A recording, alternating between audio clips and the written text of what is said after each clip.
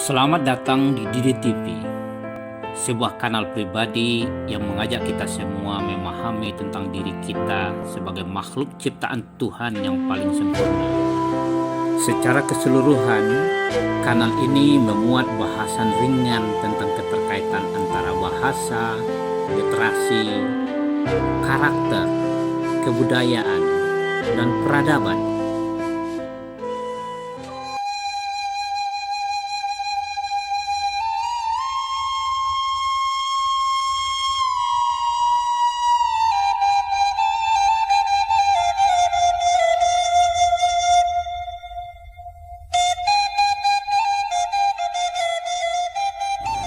Peta Jalan Pendidikan Indonesia 2020-2035. Apanya yang salah?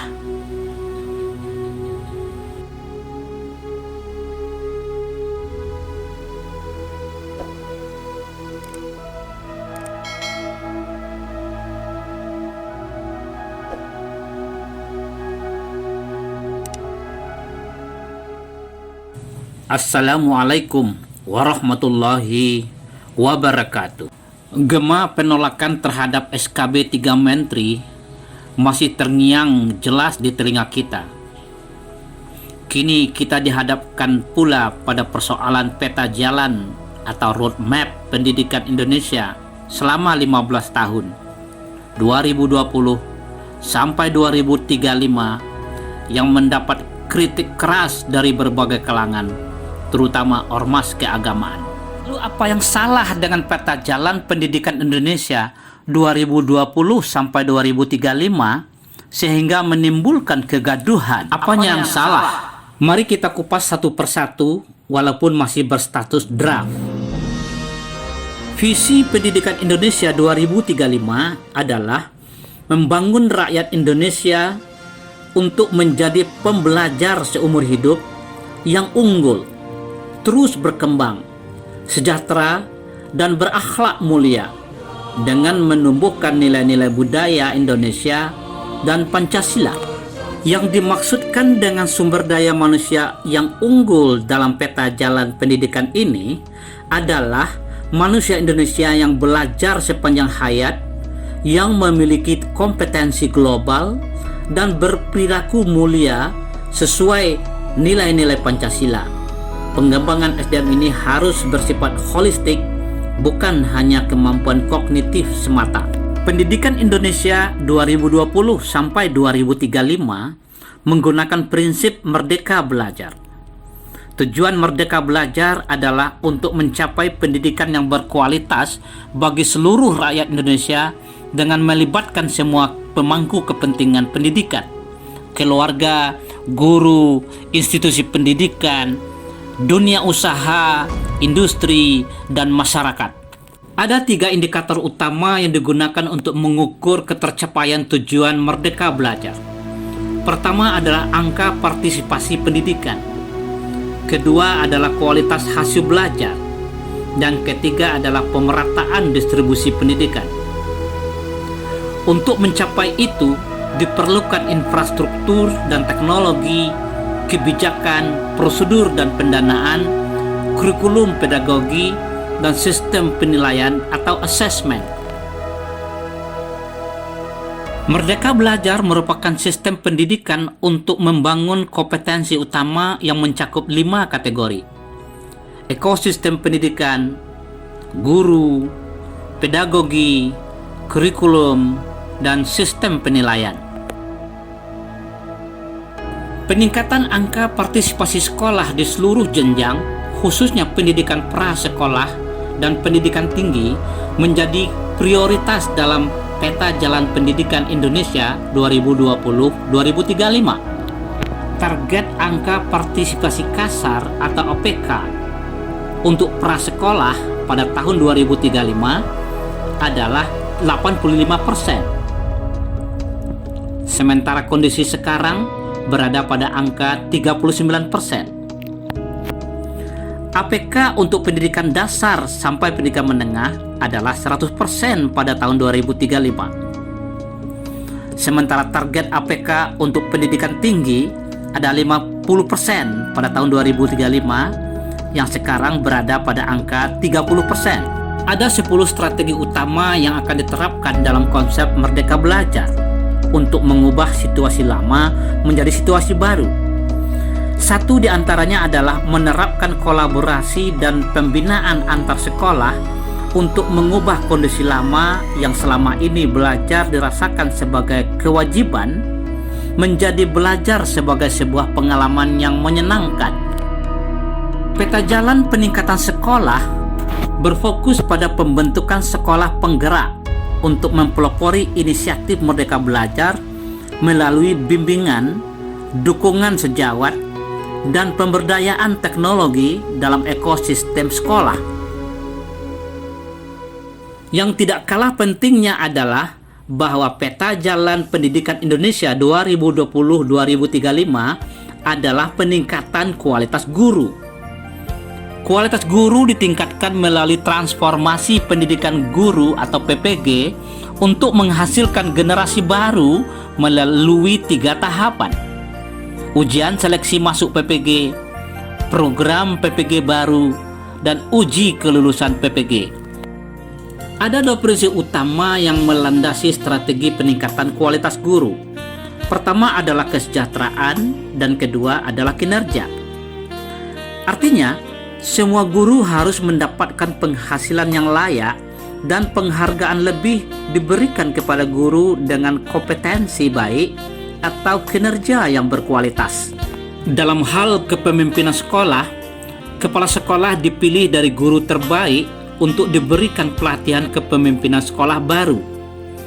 Pada tahun 2035, ditargetkan Indonesia memiliki 40.000 kepala sekolah dan 12.500 orang pengawas generasi baru yang berorientasi pada pembelajaran siswa, bukan pada administrasi sekolah dan guru. Sebuah keniscayaan dalam dunia pendidikan hari ini dan hari-hari ke depan adalah teknologi. Peta jalan pendidikan Indonesia 2020-2035 adalah membangun platform teknologi untuk mendorong kolaborasi pemangku kepentingan untuk meningkatkan efektivitas pembelajaran melalui pendekatan yang fleksibel. Platform teknologi pendidikan nasional terdiri dari 2. Pertama, platform sekolah, dan kedua, platform pemerintah. Lalu bagaimana dengan bantuan operasional sekolah yang dikenal sebagai BOS? Marketplace BOS harus berbasis online. Ini bertujuan membantu kepala sekolah untuk lebih fleksibel, transparan, dan memberi waktu kepada kepala sekolah untuk meningkatkan kualitas pembelajaran. Marketplace BOS online tidak hanya meningkatkan akuntabilitas, tapi juga meringankan beban administrasi sekolah.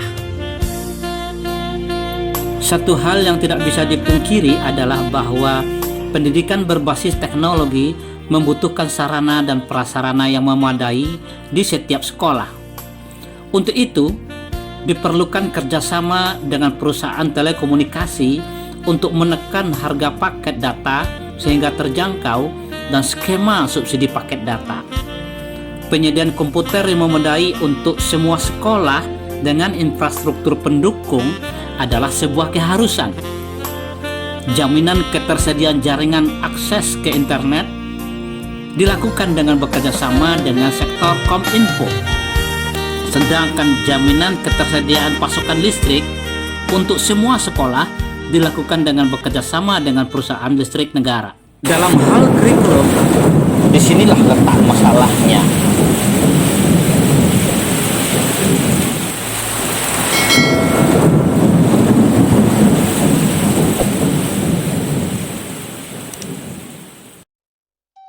Dalam hal kurikulum, peta jalan pendidikan Indonesia 2020-2023 diarahkan pada kebahagiaan secara holistik, kesederhanaan, pembaharuan berkala, berorientasi pada kompetensi atau hasil, dikembangkan secara bersama antara pakar dan dunia industri, serta menjadi kerangka kerja sekolah dan guru.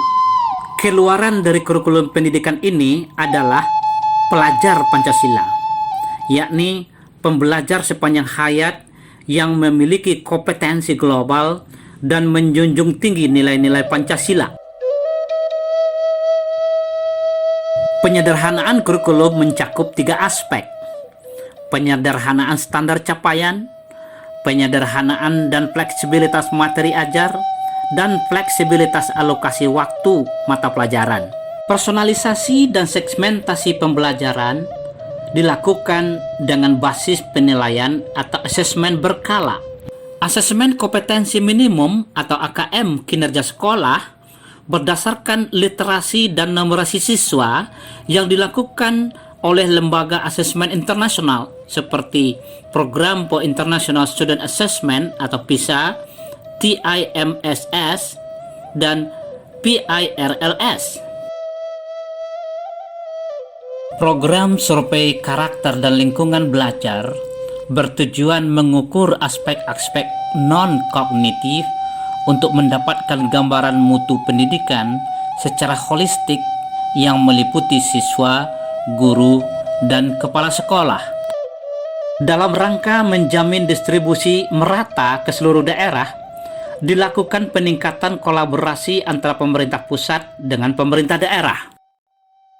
Khusus untuk ruangan kelas dan ruangan belajar, Peta Jalan Pendidikan Indonesia 2020-2035 adalah membangun ruang kelas dan ruang belajar yang aman dan inklusif, didukung oleh teknologi, kolaboratif, mendukung pelajaran berbasis pengalaman, dan kreatif.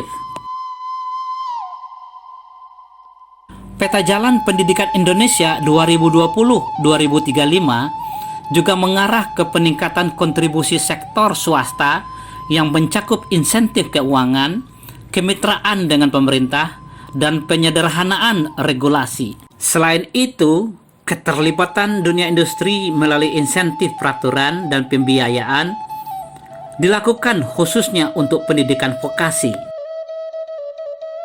Dalam hal pendidikan tinggi, pemerintah akan menyediakan 3 mekanisme pendanaan untuk perguruan tinggi negeri.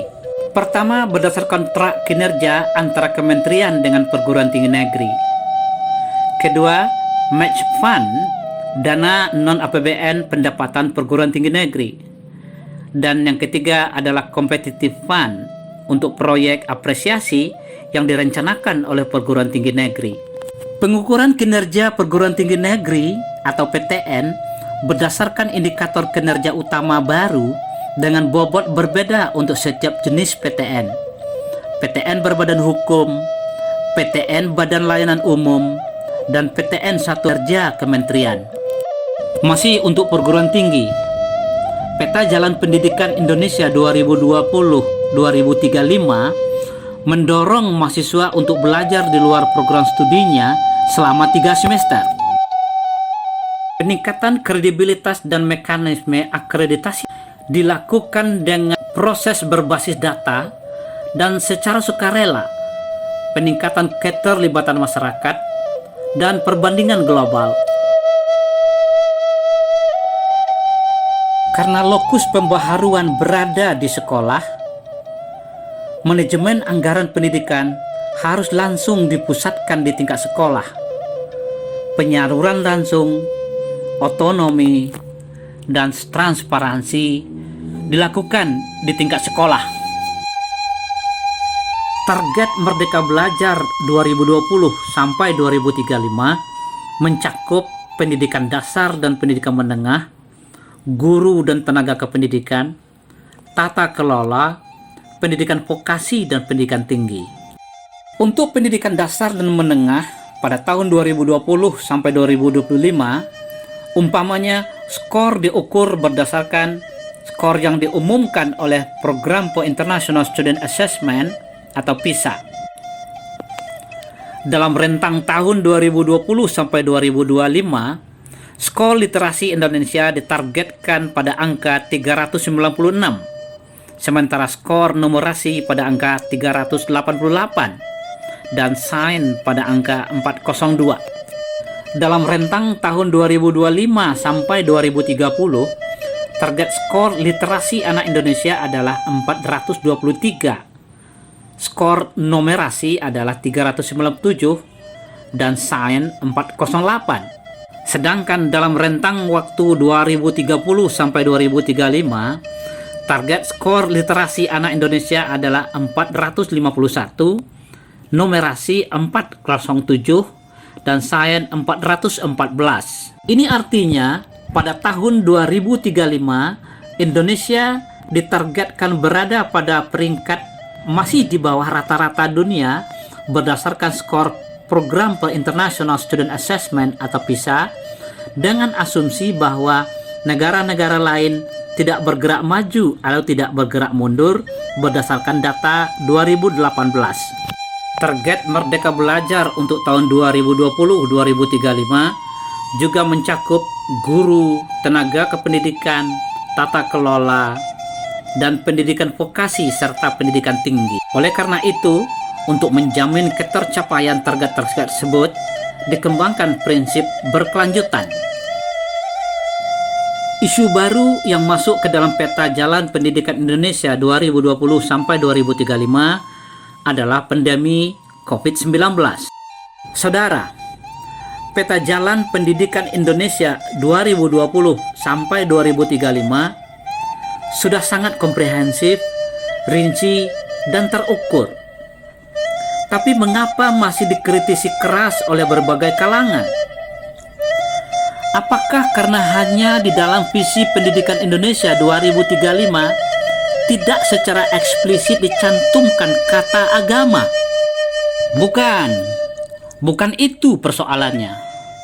Bukan sekadar pencantuman sebuah kata dalam pernyataan visi tersebut, tapi di balik rangkaian kata-kata yang digunakan dalam visi pendidikan Indonesia 2020-2035 yang tentunya mengarahkan semua kebijakan pendidikan Indonesia selama 15 tahun ke depan, tidak ada kata, pesan, atau amanah yang menjamin bahwa keluaran peta jalan pendidikan Indonesia 2020-2035 ini adalah manusia Indonesia yang meyakini keberadaan Tuhan yang Maha Kuasa, kuasanya di atas segala kekuasaan, yang Maha Pengasih dan Maha Penyayang, pengasih di atas segala kasih, penyayang di atas segala sayang, yang diyakini oleh semua agama, yang diakui oleh pemerintah Republik Indonesia sebagaimana diamanahkan oleh Konstitusi Negara Republik Indonesia.